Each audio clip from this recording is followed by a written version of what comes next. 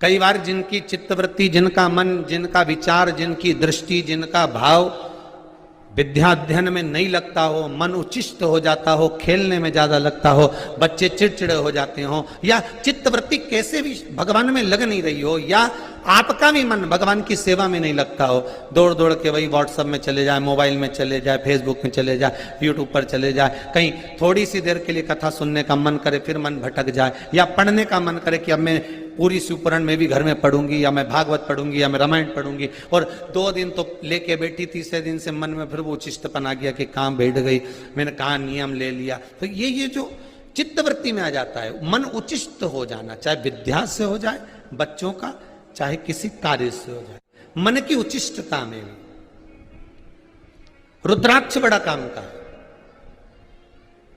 यहां रुद्राक्ष की मूलता, शहद में 9 मुखी रुद्राक्ष को डाल दिया जाता है शहद के अंदर, रात्रि भर उसको शहद में ही रखा दिया जाता है, और उस शहद को जब आप भगवान शंकर का स्नान कराने सवेरे के समय पर जल लेकर शिव जी के मंदिर जाती हो, तो सबसे पहले उस रुद्राक्ष को निकालकर शंकर जी की जो जलाधारी है उस पर रख दिया जाता है, और उस शहद को शिव जी पे चढ़ा दिया जाता है। उसी शहद को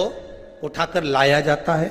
और बाबा का शुद्ध जल से स्नान कराकर, बाबा का पूजन कर कर, दूध दही जो भी आप समर्पित करना चाहते हो, पंचामृत आदि बाबा को समर्पित कर कर रुद्राक्ष और शहद को वापिस लाया जाता है। उसी शहद को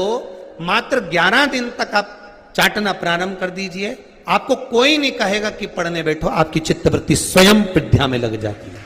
आपको कहीं जाने की जरूरत नहीं। रुद्राक्ष शंकर का वो अश्रु है, रुद्राक्ष मेरे बाबा का वो अश्रु है, रुद्राक्ष मेरे कालाधिपति का